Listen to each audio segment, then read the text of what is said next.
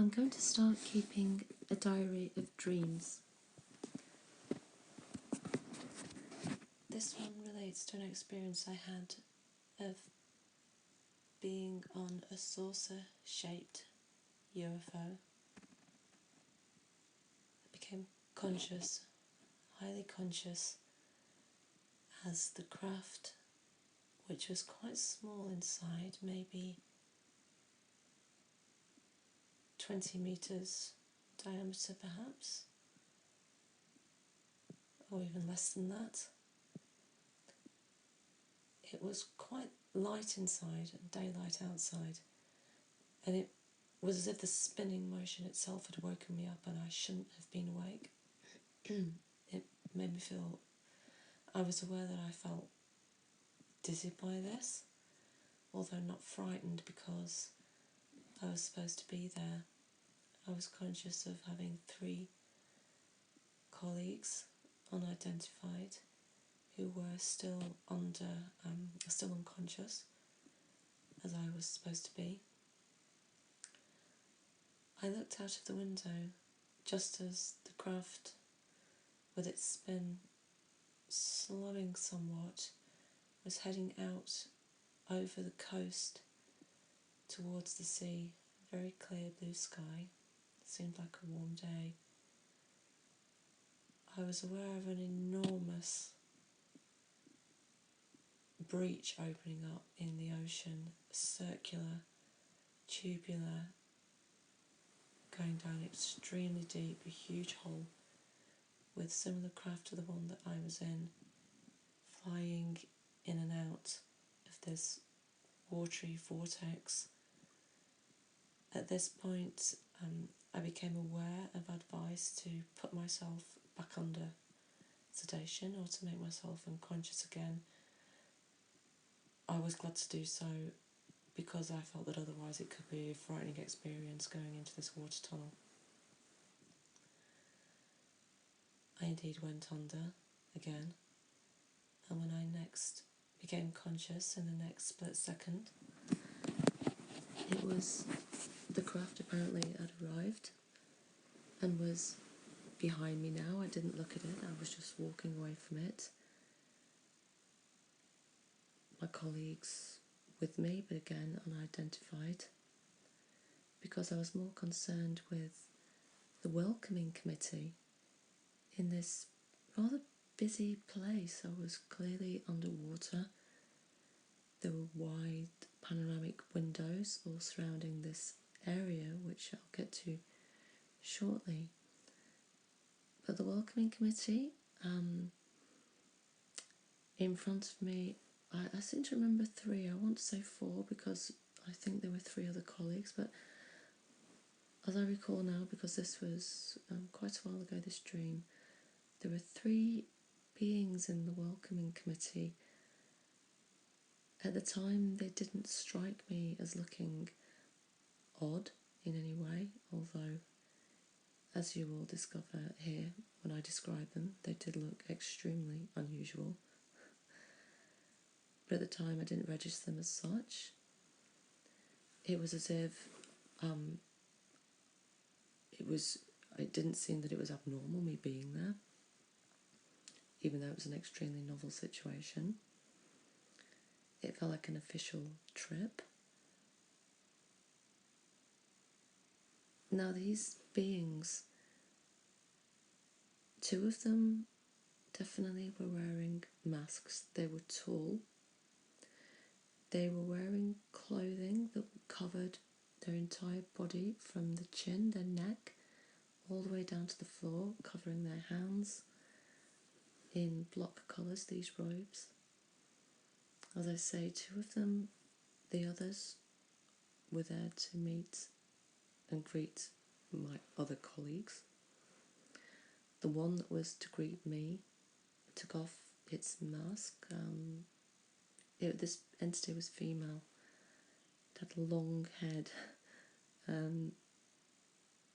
silvery skin, but I'm not talking about a kind of alien type grey. This is not something I've seen in any sort of picture before, the way this entity looked. But it had human features in the sense there was a face, with eyes, a nose and a mouth. Penetrating gaze, the eyes, if anything, were the most human aspect of it. These looked directly at me. She came forward and I didn't really get a close-up look of her face because then it was more concentration on what she was saying. She was polite but cool and curious. Her question was, "You look very young to be here." The implication being that I looked too young. I would say that my self in this dream was in the 20s. And I said, "Well, actually, I'm an astrophysicist," which I'm not, by the way, in real life. And at this point, she became extremely friendly. And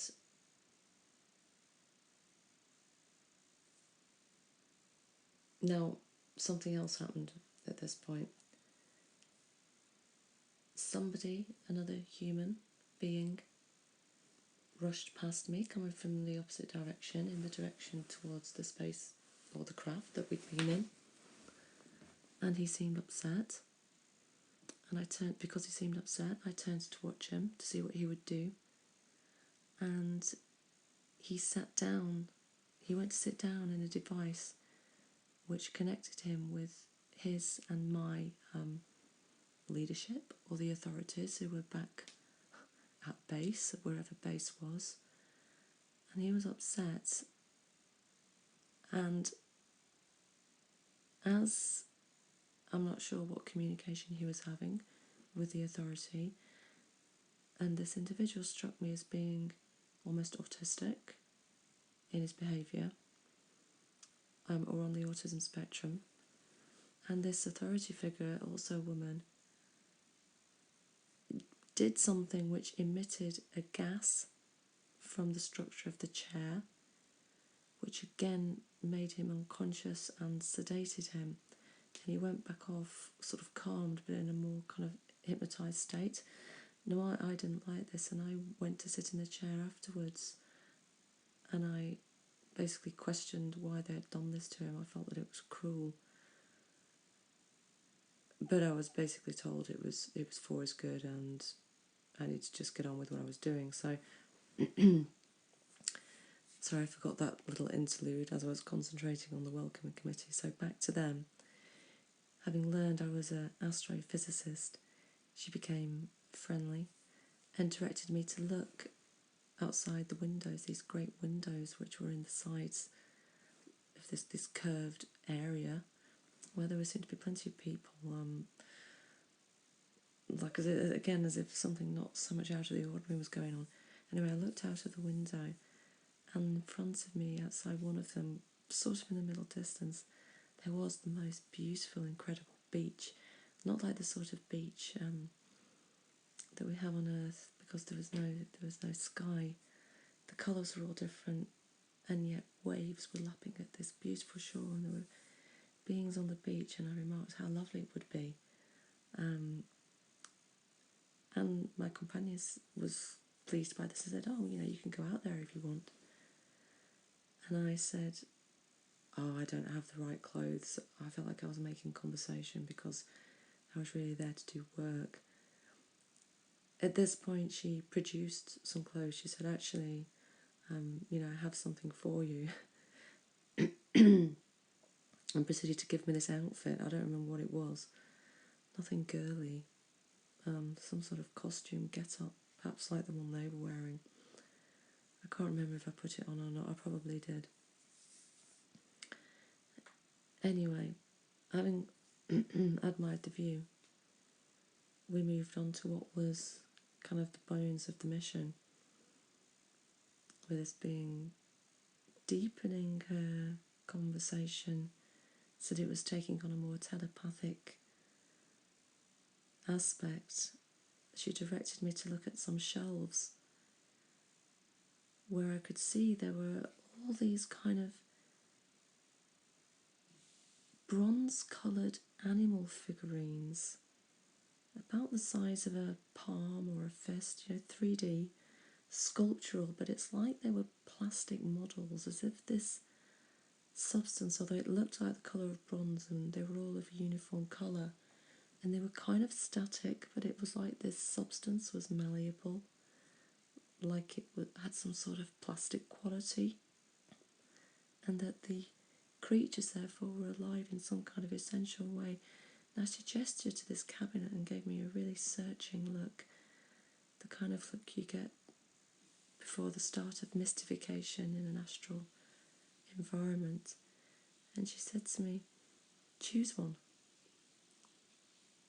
and indicated these animals. And I became absolutely riveted, fascinated by the amazing things I could see on this shelf, but I was especially drawn to one in particular which absolutely drew my eye to the exclusion of all others, and I took it in my palm, and it was like some kind of, almost like a cross between a hedgehog or some sort of platypus rolled into a ball, and I felt like it was adorable.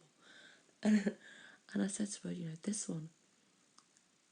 And she seemed displeased by this, although she didn't refuse me, and she said, there's so many things here and you take this. It wasn't that I was meaning to take something, it was just that this had spoken to me so strongly that it was like I had no choice, it chose me. And as I concentrated on this plastic model creature, I was transported to another dimension entirely, seemingly on dry land again, looking down an immense valley with vast mountains, green, pale skies if we were high up somewhere, and far away in the distance I could see flying and interacting with each other 2 dragons, one red, the other blue. And that's when I realised that whatever I'd been holding, it was a substance of these dragons which had once been on the earth when there were giants. And shortly after witnessing this, the dream ended.